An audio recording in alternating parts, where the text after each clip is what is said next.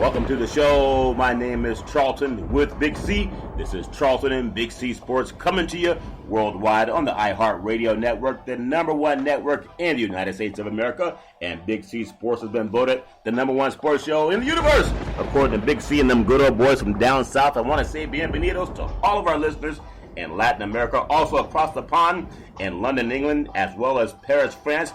Got a lot more listeners from Europe. I'm going to try to learn all these countries. But again, the Russian Republic, thank you so much. Also, we got people tuning in from Berlin. Also down south where they're going to have the fight coming up with Pacquiao. That's going to be in Australia. Thank you for following Big C Sports and many others. Big C, we do want to say Canada. We thank you so much, Canada. But there's no one I love more than you good old boys down south in the land of the free and the home of the brave. Big C, how's it going for all you good old boys down south? Well, Charlton, I think I'm on my diet plan. I walked upstairs and started sweating. Yeah. It's so warm down here. Got a lot of humidity in there. Been raining all day, and so, as far as hot guys, this ain't the kind of precipitation, but I don't know whether it's raining or I'm sweating right now. Well, sometimes Big C is a little bit of both. Get the moonshine out, get the toxins out of your system. I do want to say today is a beautiful June the 30th, 2017, and coming up on the 4th of July weekend. But 4th of July is not until Tuesday, even though a lot of good old boys took today off, and they're going to take Monday off as well. So the 4th of July weekend has turned into a 5-day holiday, Big C. Is that what it's been for you, Big C? Well, Charlton, I think every day is a holiday. I'm happy to party whenever I wake up in the morning. Yeah. That means I survived the night before. Yeah. Like a lot of athletes and stuff, you have those nights where you're like, okay, where was I at? So I feel that way sometimes, and if the anchor's not set on the boat, hell, I don't even know where I'm at. That's that time. So I got to be careful with the moon shining, even when the moon is actually shining, because I'm following that light sometimes like a bug. Yeah, I understand, and we all could use that light, Big C. Just a few things happening around today on a fun Friday. Happy Friday to everybody out there in the world of sports and also politics. We always talk about what's going to happen in the world of sports, and we talk so many times about baseball. Baseball's kind of taking a back seat because even though we're kind of in the heart of baseball season, people still talk NFL. They're talking NBA, even though the champion was crowned, a couple of weeks ago. Baseball right now, the big news about baseball is the ball juiced? And Commissioner Rob Manfred saying, no, it's not juiced. But baseball right now, if you look at what they're doing for their home run clip, they're on pace for 600 home runs this year. Back in 2000, when everybody was on the juice, Big C, the league total for home runs was 5,693. They're on a bigger pace now, and you're saying there's no juice in Big C. Your thoughts? I always listen to that terminology, juice. We hear that in football when they talk about athletes getting bigger and stronger on the juice. We heard that terminology in baseball in the late 80s and early 90s that, everybody was juiced. So tell me this, isn't the baseball dry? From what we understand. How do you get the juice in the baseball? That's always been a mystery to me. You're using a dry object and you're saying that it's juice. The last time I had juice, it came out of an orange juice. Yeah. Well, ironically, I guess in science, we talked about Deflategate with Tom Brady and was the ball deflated or was the ball not inflated, etc. But with baseball, I guess they put rubber bands or whatever, some type of rubber substance inside of the ball. We've heard of corked bats. How do you cork a bat? Science can do a lot of things. But, they at one time, they took these open-ended baseball stadiums and they took the home run fields from being about 420 feet to about 399 feet. So that brings it in about 21 feet. Also, even over in San Francisco, if you look at right field at AT&T Park, it's 307 feet, Big C. Now, Barry Bonds can hit the ball that far with one hand, but that's when the ballpark was designed based on what Barry Bonds did for the Giants. Over in Oakland, their outfield's a little bit farther. In fact, if you go center field, you're talking 400 feet in the Cavernous Coliseum in Oakland. So the new stadiums, contrasting to the earlier 2000s, the 90s, they're in closer. Their fields are not that far. Maybe that's why we're seeing more home runs. Big C, your thoughts? Well, Charlton, you never have to look further than that short porch at Yankee Stadium. I believe it's 297 Yeah. shorter than the length of a football field. They wonder why Babe Ruth for the longest of time held the major league record for home runs. Yeah. He didn't have to hit a ball 300 feet to get it out of the stadium. So, there's been some adjustments in baseball in the outfield.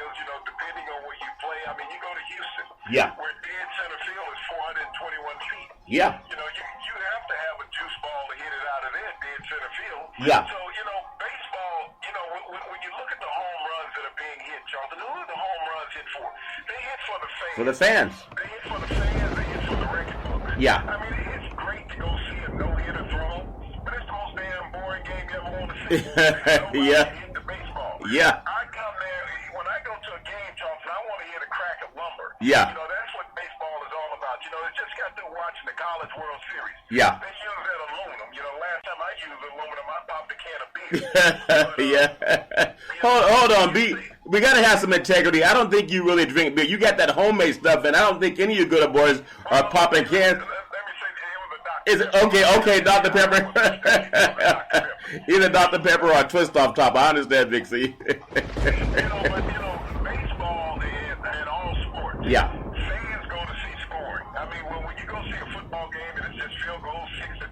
Oh, yeah. You feel jilted about your money. You be like, okay, you got quarterbacks out there making $20 million that can't throw a touchdown pass. Yeah. You wonder about that, and you leave the game on the leg of some kickers. Yeah. You look at an NBA game, you know, we saw great scoring in this last championship series, Charlotte. Yeah. Every game, you know, triple digits by both teams, you know, averaging, you know, 140 points a game throughout the series.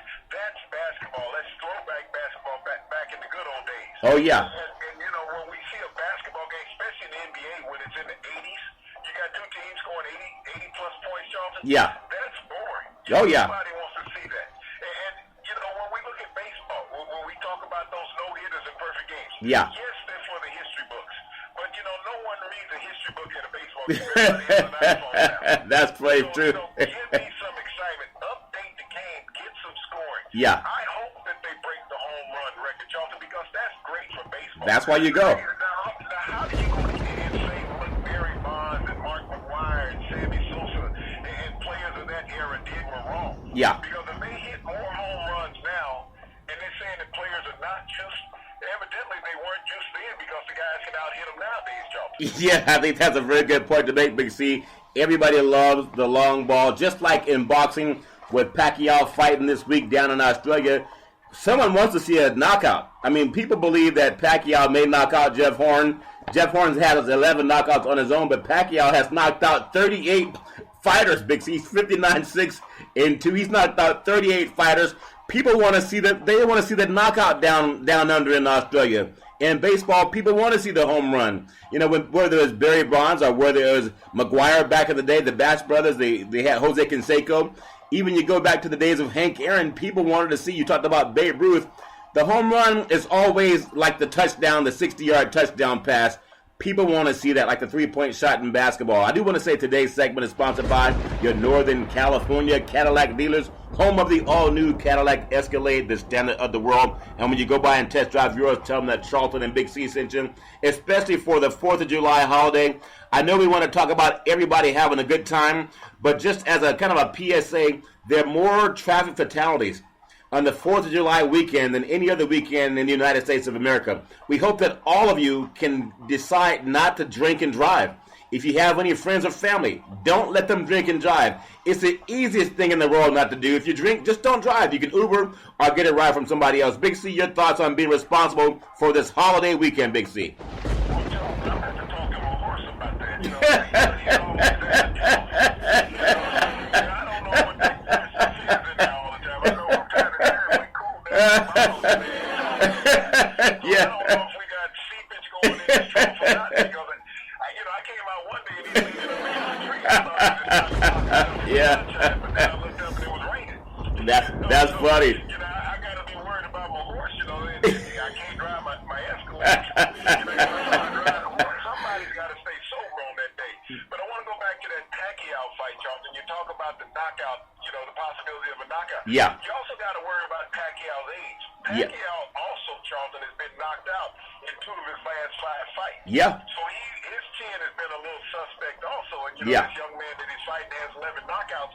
So both of them have exhibited knockout power. Yeah. So this is one of those fights that I don't think will go the distance. It's going to end early, maybe 8-9 rounds into it, Charlton. Yeah. Then someone is going to go down. And you also got to understand, being in Australia, the time difference, how long have these boxers been down there to get acclimated for that? We're talking about a day's difference Yeah. in time. And we're also talking about night and day difference, Charlton. there. Yeah. So that could weigh on these two fighters. And so, that has always bothered boxers when they had to go to another country and box. How much time? Mike Tyson, Buster Douglas. Yeah. Mike Tyson, Buster Douglas, Muhammad Ali, George Foreman. Muhammad Ali stayed over in Zaire, Charlton, for 2.5 months. Yeah. Preparing for that fight. George Foreman came back to America because he was bored.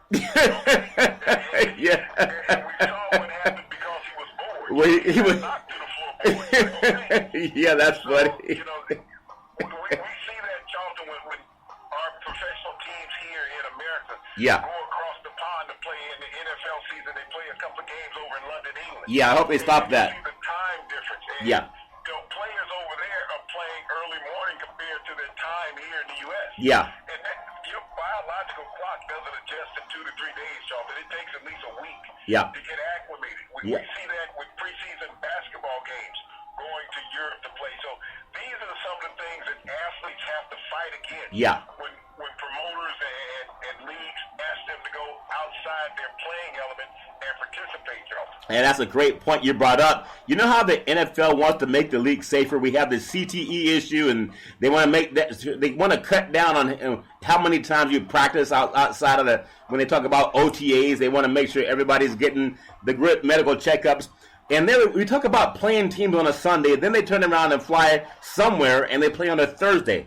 And they talk about keeping the body healthy. Now they have guys going over to Europe, changing the body clock, and playing early in the morning. It just doesn't make any sense. I know they want to get the dollar from all over the world, and of course they know how to market it, but they really can't say they're concerned with player safety when guys are going to Europe and playing on a different time clock and then flying back to the United States, Big C, and having to do the same thing. So hopefully they can figure that out. And as we talk a little bit about the world of football, I just want to bring up something. Brett Favre back in the news again, as if we haven't seen enough of the. I think he's doing jockey shirts commercial. He's always talking about how to wear. Is it Hanes or some type of blue jeans? He's got the blue jeans, Jonathan. He's got the razor. He's got the copper fit. Yeah.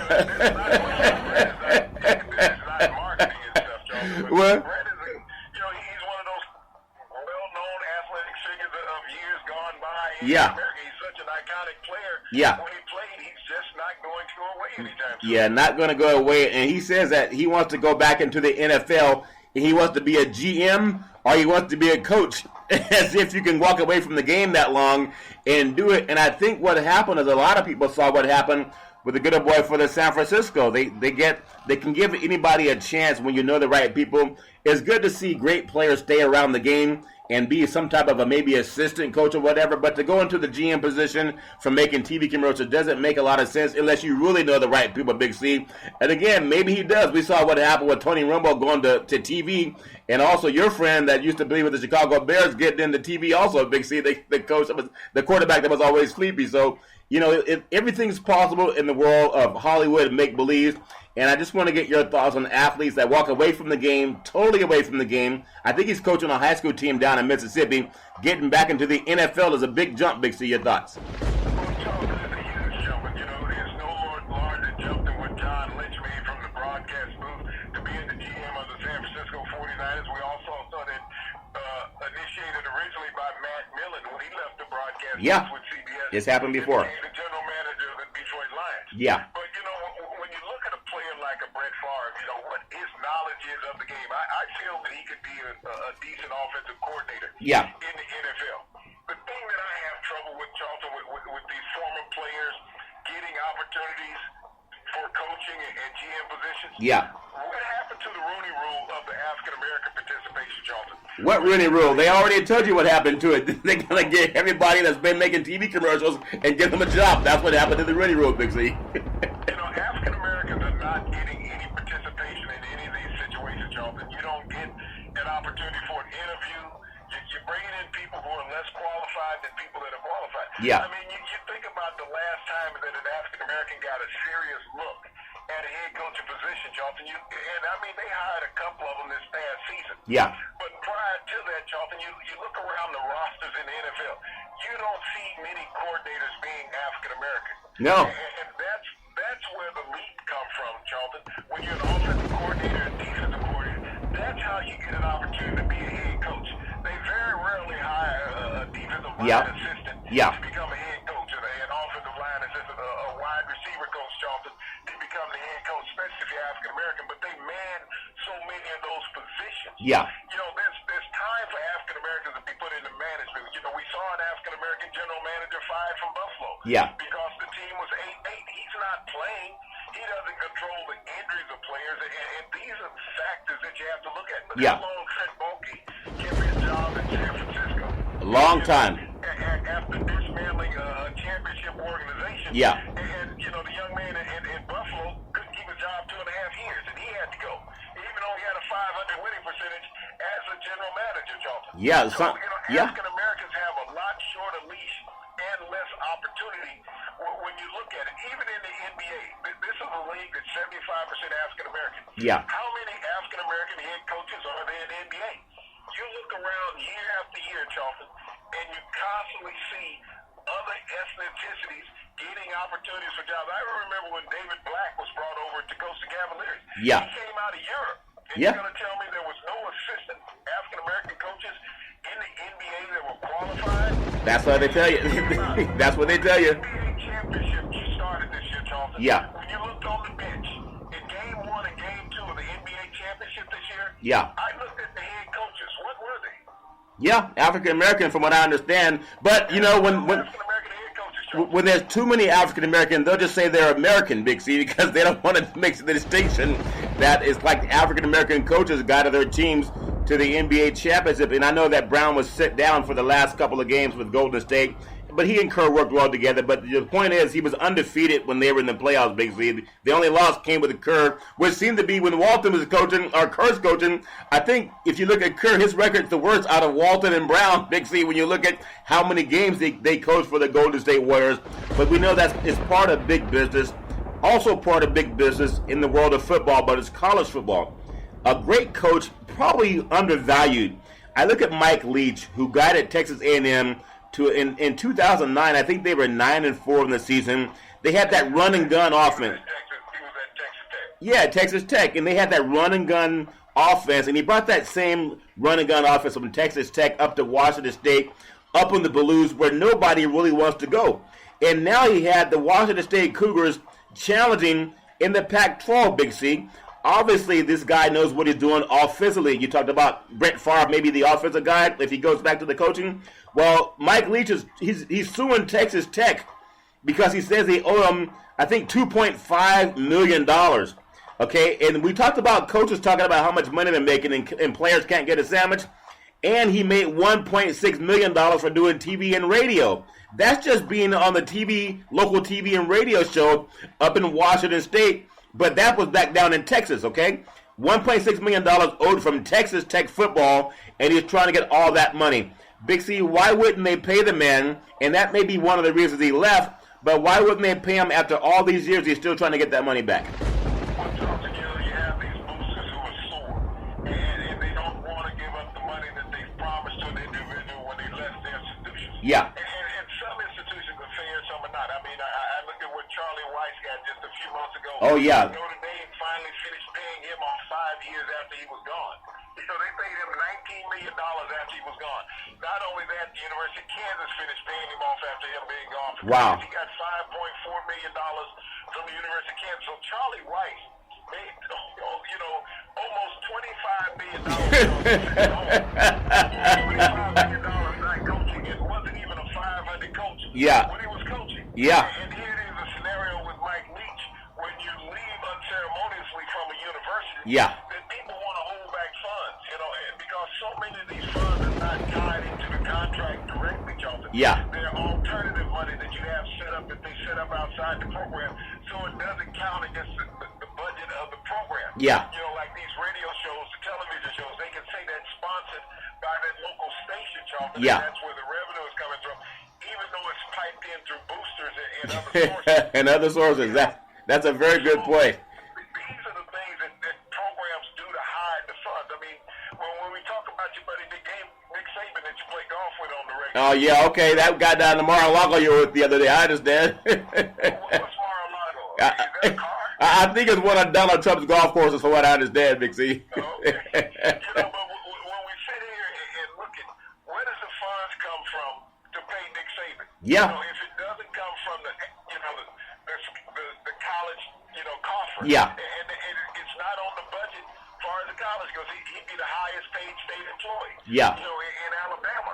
You look at his house was paid off last year. I think they wiped off the $7 million mortgage. Oh, that's not bad. That's not bad at all. So who paid the mortgage on his house? He didn't pay it. Yeah. So, you know, they found a way to knock out that $7 million mortgage on his house. So, you know, Nick's making $11 million a year. He doesn't have a mortgage. He gets free cars from the dealership that he owns, the Mercedes dealership.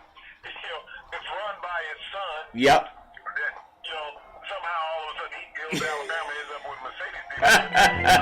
Everybody, you know, that's affiliated with the program buys a Mercedes. And I want...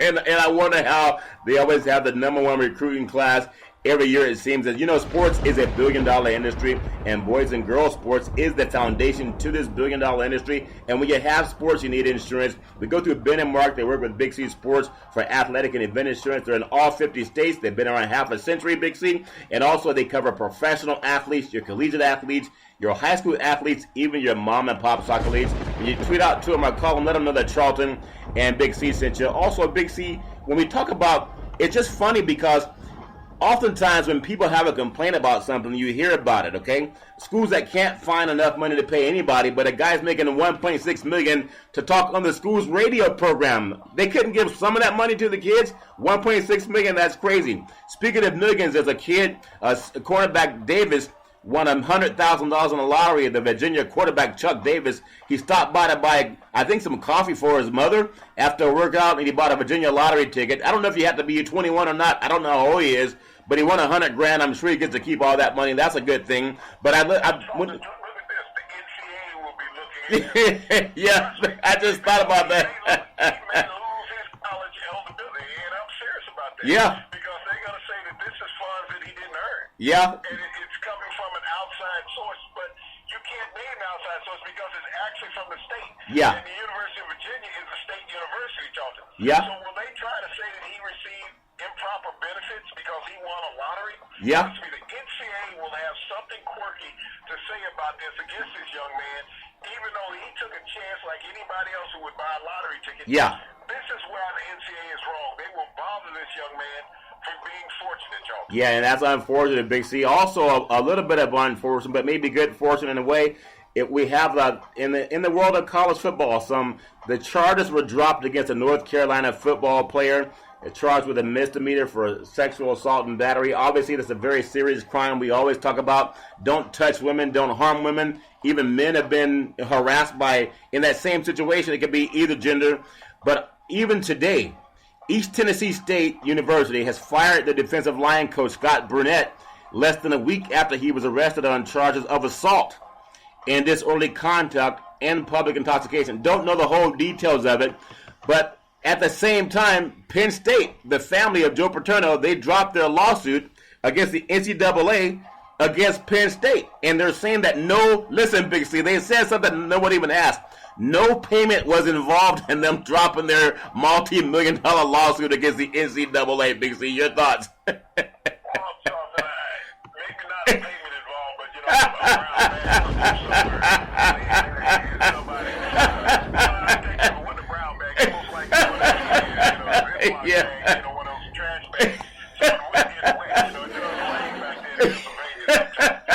Yeah. To say that there's no financial transaction that took place Yeah. in this incident, Johnson, that's hard to believe because you were asking for millions, hundreds of millions of dollars for defaming, this man and tarnishing his reputation. Yeah. Even though he did it by himself, regardless of how good a coach Joe Paterno was, he was just as bad of a person, not worse of a person, because he advocated what Jerry Van Dusky did to these kids for years and hid it. Yeah. So he was an accessory of a pedophilia. That's what Joe Paterno was. That's Joe Paterno's legacy. Yeah. Not winning over 300-400 football games, but being an aiding and abetting to pedophilia. That was Joe Paterno. Right, yeah. Forget about the man as a football coach, okay? What he did for those young men as players, and they'll all back him up. Yeah. All right? Yeah. But what he did against those young men who did not become millionaires and who did not get college degrees, Charlton. Yeah. Those are the ones that you talk about. Those are the ones that are harmed in life. Yeah. Not the ones that he helped become a success, because we all want to see success stories in sports. We Yeah. all want to see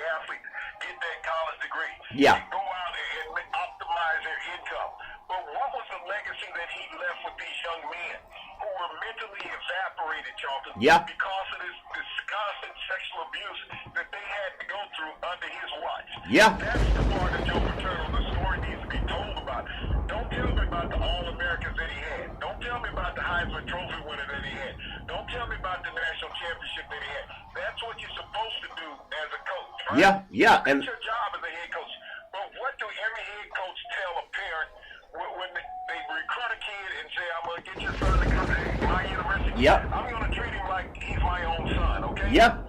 What did he tell those parents of those kids that were coming to the camps? Yeah. Did he tell them that he was going to treat them like his own son? No. Or was he going to tell them that he was going to release them to a predator? That's a very good point. And speaking of that, because everybody's wanting to know who's going to get drafted and who got drafted, and the NBA is doing some more stuff tomorrow, and everybody's always either being fired or hired or drafted or cut from a team. But this is something that goes back into kids that go into these colleges. There's so many sports agents out there and scouting agencies. I even worked for one back in the day. I didn't work for my interview with them. There's a scouting agency out of New York City, and they're pretty much in all the states, Big C. They promise student athletes scholarships by paying for a recruiting service that they're going to get them a scholarship to the NCAA schools, or the NAIA, or even the National Junior College Association. Now, if you understand that most coaches, when they're recruiting a player, they know who the best players are because they have access to the high school coaches. And the high school coaches will tell the colleges, we have a guy you should take a look at. You don't have to go to a scouting service to pay for them to tell them what the coaches can already tell them. If you're already a good player, and if the colleges want you, they just contact the schools. They don't have to call some scouting service and say, who do you know that we can bring to our school, Big C? Does that make any sense?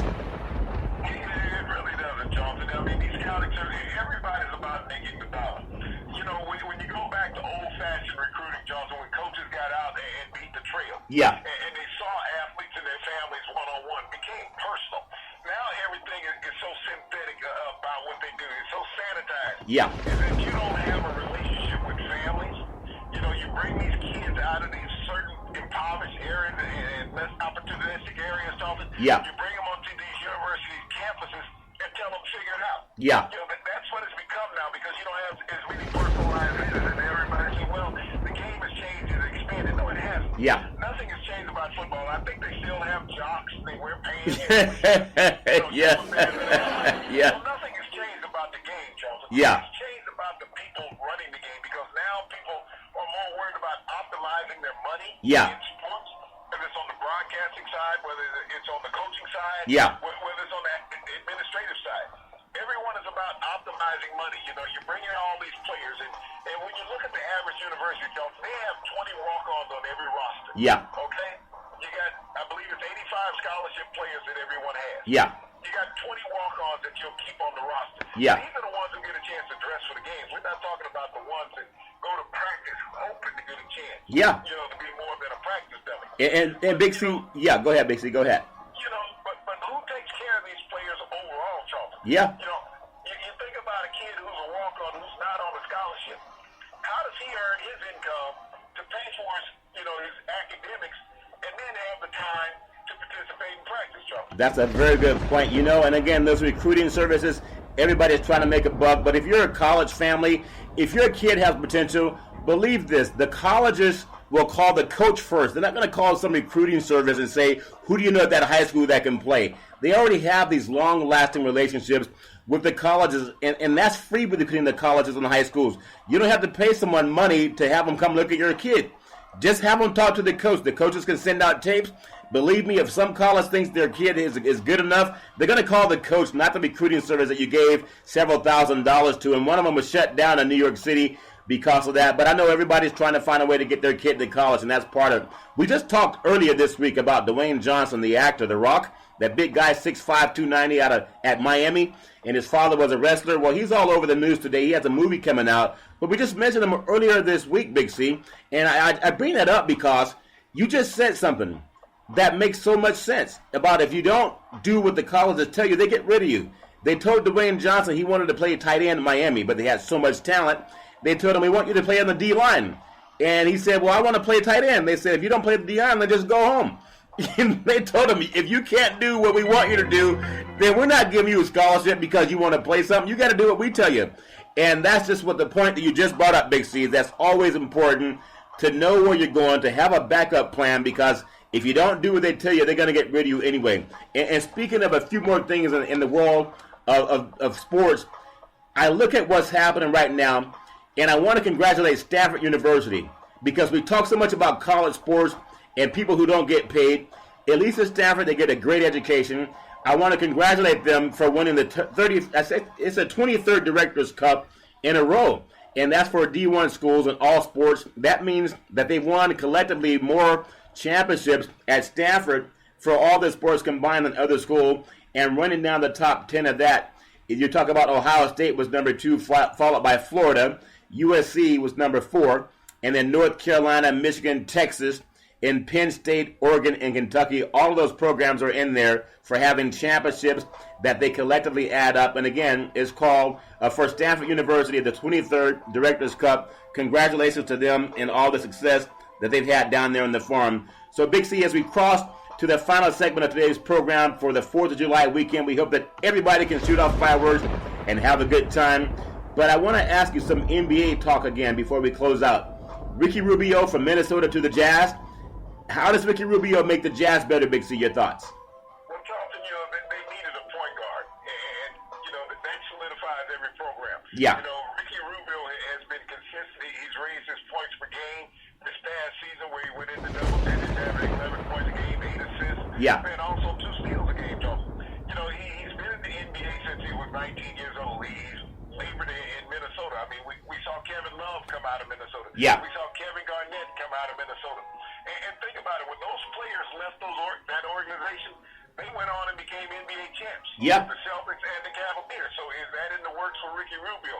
Even though he's at Utah, I doubt it. Talent-laden, yeah. This Western Conference. Yeah. It's very talent-laden. And you think about it, all the super teams are going to be in the Western Conference in the NBA. When you look it up and down the ledger, yeah, all the teams that are in the Western Conference with 50-plus wins, Charlton.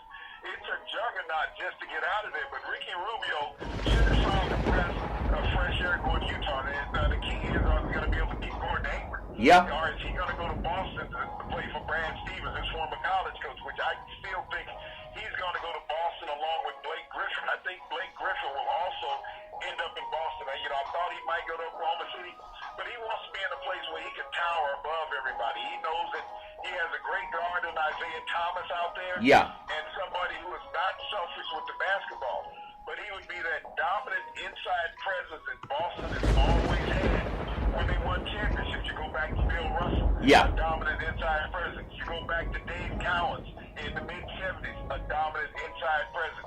You look at the Chief in the '80s, Robert Barris, inside presence. Yeah. And you also had, Kevin Garnett when they won their last championship, a dominant inside presence. Yeah. And this is what Griffin can bring to that organization. They're already established. They're just a step below the Cavaliers. Yeah. They bring in Griffin, Charlton. They edge above the Cavaliers in the Eastern Conference. Well, Big C, that's a great move for them if they can make that happen. I look at Rajon Rondo. The Bulls waived him. Obviously, he had a couple of injuries. After his stint with the Boston Celtics where they won the championship, he's bounced around the league a little bit. Down in Dallas, he actually came out to Sacramento and played, and now the Bulls are letting him go. I don't know if he'll end up as a starter for another team. I think he still has some gas in the tank, but obviously teams want to go younger now, and that might be the best thing for them if they can find a way. The Bulls they just tried. They had so much hope in Rose, and he was always injured, sending him over to the Knicks. And who knows what's going to happen to the New York Knicks over in the Eastern Conference. But you made a great point, Big C, and I hope that the NBA, Adam Silver, is listening to that point. You can't overload the league with a Western Conference powerhouse where it's the Western Conference and against whoever comes up. You got to have someone on the East Coast that can at least find a way to battle not just Golden State, but compete with the top 4 or 5 teams. If we can't get that, do you think the NBA would ever look at seeding teams irrespective of what region of the country they came from? Big C, your thoughts on that? Well, Charlton, I keep wondering will the NBA consider contrition? Yeah. Will they reduce the league down in size? Because when we look around the NBA and talent, I mean, even though this team has been in existence for decades, yeah, you don't even know who they are, Charlton. Yeah. I mean, the Brooklyn Nets are totally irrelevant in the largest... No, don't tell Jay-Z that. Jay-Z goes to those games. Does he depart owner, Big C? Yeah. They're irrelevant, y'all. Yeah. The New Orleans Pelicans. Pelicans, yeah. You know, these birds can't even fly. All right? Yeah. So, we're around the league, and some once proud franchises, the Bullets were that, even though they made the playoffs this year. We look down at the state of Florida. I mean, what has Miami done lately? They won some championships, but they've gone away just as quick. Yeah. The Orlando Magic have not been anything since Shaq and Penny left. Yeah. Since the band broke up. Yeah. The Phoenix Suns, you know, they're toiling in the desert. And they were a once proud franchise challenging for NBA championships. Yeah. So we have too many teams in the NBA, Charles, that are irrelevant. And they're not getting their dollars worth. I mean, as big as the New York Knicks are, they're the worst team in the East. We have, you know, only one team worse, and that's the Nets. The two worst teams in the NBA. In the same vicinity. Yeah. So, you know, this is what Adam Silver needs to adjust. Yeah. He needs to really look back, and I know you can't control players from going where they go. Yeah. But they need to make it rewardable for players to go to franchises, Charlton, that are not in the big markets. They need to have a larger revenue stream in those where the imbalance comes, where they can pay more. Yeah. Where their salary cap is higher than the major market teams. Now we get a competitive balance in the NBA. Yeah. Because, I mean, you look at Toronto. The Rosen's going to leave Toronto. And what is, you know, then you got Lowry that's left. Yeah. He may leave. Yeah. Now what do you have in Toronto? Yeah. All of a sudden, they're going to be talking about leaving Canada just like the Greeks. Oh, no, don't leave Canada. I know you say that, Big C, and I know it's happened with Vancouver. It happened with the Montreal Expos. They left and went to Washington. The Vancouver Grizzlies went down there to the south in Memphis. And I would hate to see even the thought of, because Toronto is one of the most gorgeous cities in the world, and we need that Canadian market. And I hope that they add a team to Canada, you know, back on the West Coast, rather than taking one away, Big C. That's just my thought and my hope. I think financially it makes a lot of sense. There's a lot of money up in Canada. You look at the West Coast as a whole. You lost Seattle Supersonics. Yeah, okay? yeah. They went to Oklahoma City. You lost the Vancouver Grizzlies. Yeah. You went to Memphis. You know, you're talking about a northwest market that was bustling and huge. I mean, Seattle had won a championship. Grizzlies were the fledgling franchise. Yeah. And all of a sudden, in a matter of 5 years, both of these teams are gone from a market, you know, and it's like, wow, you know, how does this happen? Yeah. And so the money that moves about in the NBA, Charlton, is moved wrong. You can't have equal revenue streams with all the teams. Yeah. Because there's no way that a team can match up with the Lakers. They can match up with the Knicks financially. You just cannot. Yeah. Because these markets have so much revenue. You can't say that Milwaukee is equal and people want to go to Milwaukee or Oklahoma. Yeah, that's funny. In comparison to one of those places. That's, I mean, yeah, you can party, but the place stinks. Yeah. I think go ahead, see. This is what you got to look at the NBA. Adam Silver, if he wants to make this league better, he needs to find out a way to make the larger markets salary cap a little more inviting than the large market teams. Because, you know, people talk about Griffin leaving LA. Yeah. He makes as much money probably outside of the NBA as he does inside it, and that's the toughest part for him to leave. But if he goes to Boston, he gets instant marketing in Boston because he got red hair. Yeah. Well, he might be Irish too, Big C. That's funny. You know, I just love the 4th of July weekend with the red, white, and blue, and a lot of people getting together and having barbecue and drinking that favorite beverage, that water that you guys, I know you guys drink a lot of water down south, Big C. So I know you guys going to love your water drinks this weekend. But also, we've talked about what's going on in the world of college football and Mike Leach and his issues with Texas Tech. Talked a lot about even the fight coming up this weekend that I'm looking forward to. And I think you're right. I think we will see a knockout when you have Manny Pacquiao and Jeff Horn. Both of these guys know how to throw punches. And it's on the land down under. I think someone will be laying on their back by the time that one's under. Also, Big C talked about some things happening in the world of the NBA. We know there's players that are still deciding where they're going to go and who's going to end up where. But, Big C, I want to ask you, what are you looking forward to in sports, Big C? Well, Charlton, tonight, 12:01 midnight, the opening of free agency in the NBA. Who will stay and who will go? You know, the biggest question mark right now, will Russell Westbrook sign that max contract with Oklahoma City? Yeah. Russell Westbrook would be a fool to sign that contract. People say, well, that's $207 million. Yeah. Charlton, over the next 2 years, he's guaranteed $59 million, okay? Yeah. So how is that going to hurt Russell Westbrook? If I'm making $59 million over the next 2 years, Charlton, I think I can manage to get by on that, okay? And still leave my options open. Yeah. But what this does is gives him a chance, Charles, to look at where his career path will be. You won't be stuck in one market for the next 5 or 6 years.